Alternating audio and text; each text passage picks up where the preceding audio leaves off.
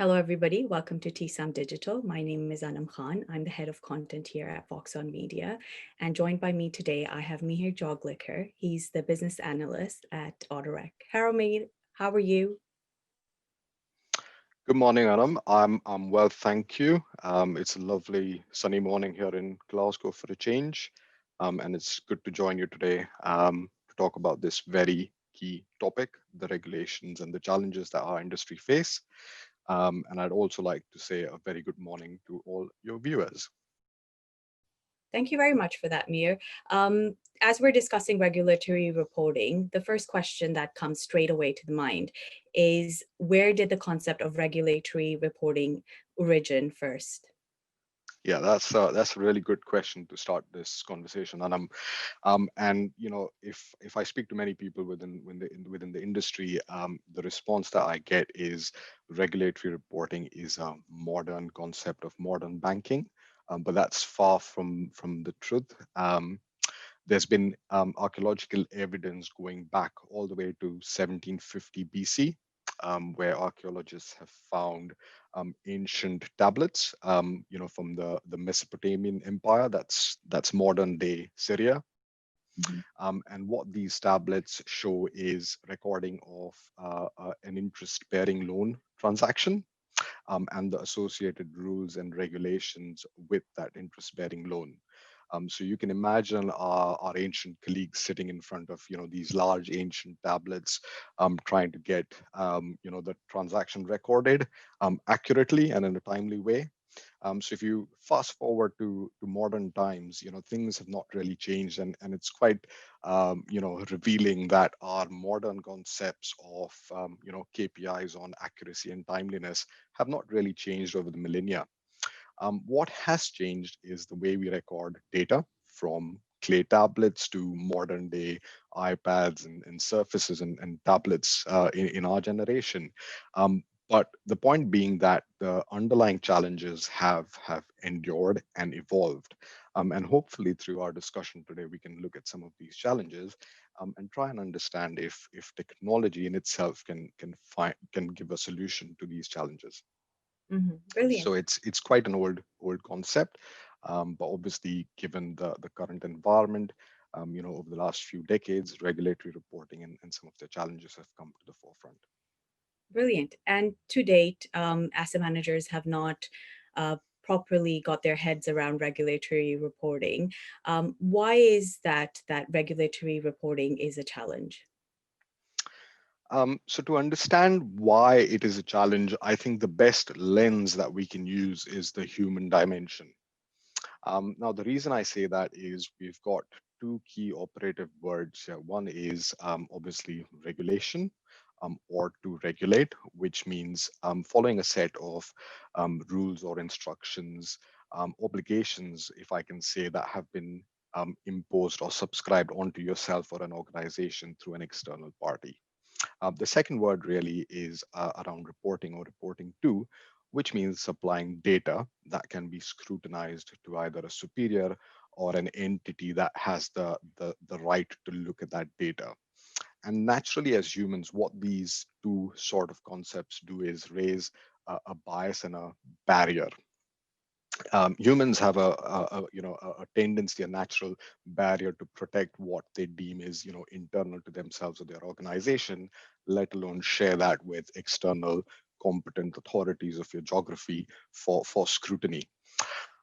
So the regulators have taken a lot of steps over the last few decades to try and break these barriers and these biases down. And that's why, you will see a lot of consultation, you will see a lot of sort of future planning, requests and collaboration of the regulator with the industry, and specifically the financial services of banking from a UK perspective, to break these barriers down. Because what regulators want to do is make sure that there is a cultural shift in the mindset of the humans that work in the industry, so that they don't see regulation as a burden, but they see that as a mainstream deliverable for the wider good of the industry and society as such.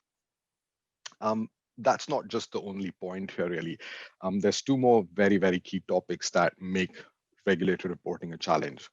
And the first one is more of a contextual sort of environmental business stressor sort of a topic.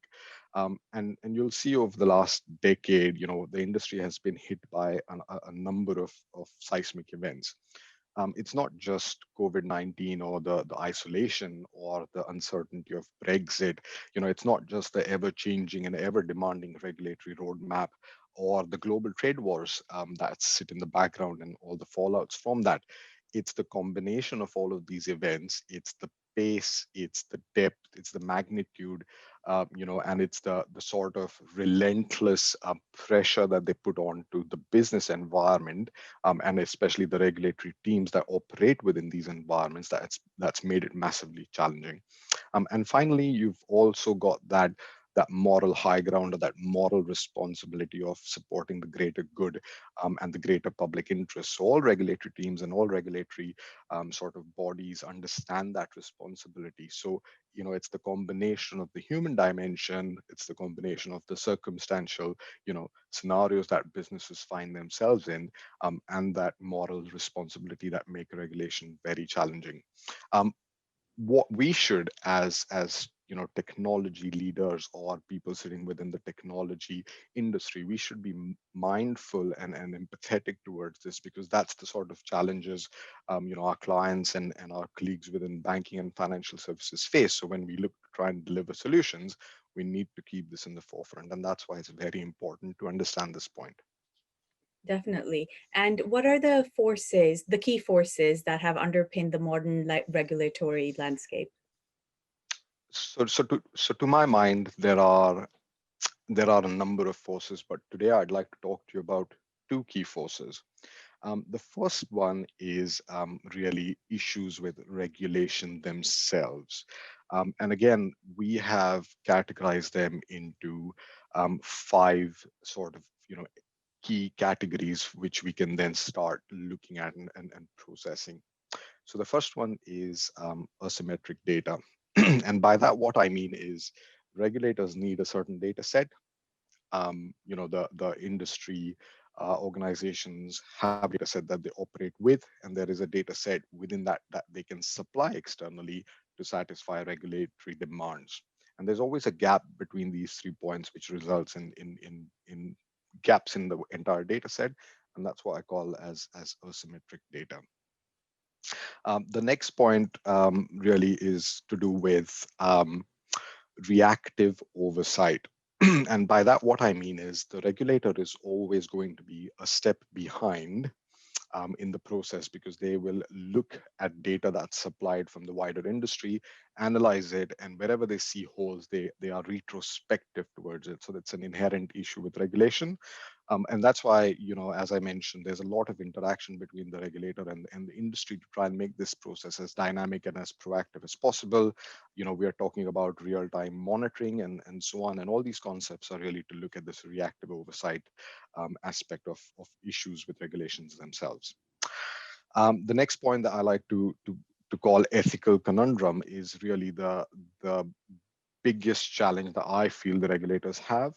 It's a very hard one to address, because it talks about a small subsection of individuals within the wider industry that take excessive risk. And if that risk doesn't work out, it's the fallout that needs to be managed by the wider, tax-paying population. So regulators really need to make sure that, they are not incentivizing a high-risk sort of taking culture, and that wider, or nations and geographies don't pay a price for it. And that's why you see a lot of this senior management regime that's come in, where individuals are accountable for their action as opposed to the wider population. The fourth one is regulatory collusion, and this arises when professional boundaries between the regulators or individuals within the regulator and the industry collaborate out with the system to try and dilute a regulation. What that means is that the regulation doesn't have the desired impact. It doesn't deliver on the resulting output, and it again tries to benefit the industry, circumvent some of the items that have been enshrined in any laws. Lastly, there is collateral consequences as well. And there are two that I'd like to mention today. The first one is, the tight balance that regulators have between deregulation and excessive regulation. If you deregulate the market, you're increasing risks turning into issues, especially liquidity risk. And if you are excessive in your regulation, you may stifle the industry. Participants may leave, go into shadow, industries, because it's just not competitive or financially viable. So you've got these sort of issues. And lastly, regulation always has to pay for itself, because at the end of the day, it's in the interest of the public and the greater good. So the cost of regulation cannot outweigh the benefits that are derived from it. So this is really one of the key factors that has underpinned the regulatory environment for the last 2 decades. The second one being operational risk. And I think you made a really good point at the start of the conversation around managers trying to get their grip on the situation and the demand as such. And it's true in this point.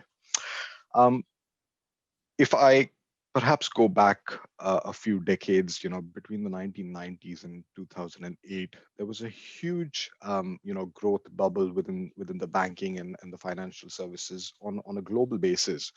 And what had happened at that point in time was there was a significant move towards deregulation, and all the key activities that contribute to overall operational resilience, like fraud prevention and detection, ethical product development, client interests, keeping the client interest first. All of those really were relegated to the back of the priority list for growth. And then came the 2008 crisis. The crisis in the Chinese market followed, which really rattled, as we know, the industry. After that, we then had the evolution of Basel 1, 2, and 3. We had Dodd-Franks in the States. And the industry and the leaders in the industry have really taken the last part of the decade to get their arms around the challenge. It's taken them the last 10 to 12 years to develop processes, develop the teams, work with the regulator to develop the the sort of culture that's required to ensure that regulatory reporting is mainstream. And I believe we have reached that point where we've got well-developed teams, we've got the knowledge and the ability to process regulatory requirements. That's all been built up. But as if these obligations are not met, it's a direct reflection of management inefficiencies. It's the direct reflection of senior managers, even at board level, unable to control or manage their operational risk. And I think this factor is really key in terms of moving this regulatory sort of environment to the stage it's reached now. And I believe it's a very pivotal stage, because I think the next 3 to 5 years will be key when organizations need to adapt and embrace technology to move the regulatory environment to the next phase, so to speak. Brilliant. And Mir, in your point of view, what are the key regulatory challenges faced by the industry today? Um, so there are a number of regulatory challenges that we have identified, and I can perhaps share a small presentation with you at this point, Anam, which will help us articulate what I mean by some of the key challenges. Um, Okay, Anam. So the best way I can explain key regulatory challenges is by really starting with a white piece of paper. Okay. There are several challenges that we've articulated, 10 to be precise. And what we need to understand is all of these challenges need to be looked at as a wider program as opposed to individuals. So if we start by taking a framework of what an organization really is, it's an IT ecosystem, and it's a number of teams that have a number of functions embedded within it. And obviously, you've got a company board as a representation of the management of an organization. What the organization also has is a core data value chain that sits within its core workflow. Okay, and this is where all the data is processed. Now, one of the first challenges that we see here in terms of master data and reporting data to your competent authority, which is the FCA, is really IT integrity issues. Now, as organizations grow, they bring on new systems. They put in teams to support the onboarding of these new systems, and this inherently causes data gaps. Okay, one way of getting around this is to ensure that you have the right people looking at data. You've got the right data engineers, you've got compliance specialists, like you would have a project manager or a business analyst allocated to a project. What happens here is operations, once a project has been delivered, need to get the job done. So to address these data gaps, they go and build new sources of data. Okay, and then you get your second challenge, which is, what is your golden record? Is it record A in your original integration, or is it the new set of records that are produced? So you start having multiple data sets within your organization. Okay, and again, this is to try and get your data gaps addressed, and these gaps then make their way into your core workflow. Okay, the next point here is, what this creates is duplication, volume management, and additional reconciliation. So additional workload, which then stresses out your limited resource. Managers come in, they see inconsistencies in their data, they see data integrity issues between your core data sets, your golden records, your final data, and what you're reporting. And then to solve the problem, they bring in teams that look at Excel or other tools that are really patchwork. They're not they're not strategic, they're tactical. Okay, and we've seen a lot of this proliferation through non-core systems. What that does is it gives a short-term fix, but it creates long-term issues, because now you have external workflows rather than data being in your core value chain. Okay, so it creates wider problems down the line. That is stale MI. You don't have the right data at the right time. You have gaps in your audit trail because you've got data sitting, you know, across different areas of your team. If it's global, that makes the challenge even worse. And then that results in incorrect reporting, which means decision making takes a hit, and also your relationship with your regulator is not going in the direction that you want, because you're not giving them the right data. So that credibility aspect goes through.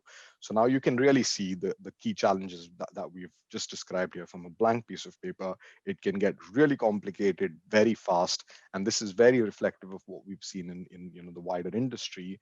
And this is the reason why we prescribe that we need to have robust industrialized tools to deal with regulatory issues and data flow, but also robust processes. And this is how technology, coupled with robust understanding of business processes, can solve the challenge of regulatory reporting. Perfect. Thank you very much, Mir, for drawing that out for us. Now, my last question, as you mentioned about technology, where exactly technology come into action here, and how can technology help with challenges here? So technology needs to take a holistic view. It's not just one particular area that we believe technology can address. It's looking at how technology fits in with the overall architecture, from an operational oversight, operational resilience, and a wider contextual view of the entire data set within an organization. So technology that sits within a company's ecosystem, it monitors records, real-time data flowing through the value chain, as I described, of an organization, and providing a wide spectrum of visibility, wide spectrum of alerting, where data at source can be rectified even before it hits your master reservoir, is the way forward. And we've got a number of exciting developments within Autorek that actually look at oversight monitoring tools across an organization's ecosystem, not just to resolve specific isolated problems. Brilliant. Thank you very much, Mir, for joining us today and talking us through the regulatory challenges and the regulatory landscape of this day and age. Hopefully our audience have enjoyed the discussion as well. And if you want to get in touch with Mir, we will share his details at the end of the video. Thank you. Thanks, Alam. It's a pleasure to have been here and discuss this topic with you. And I wish everyone the best of luck for the future.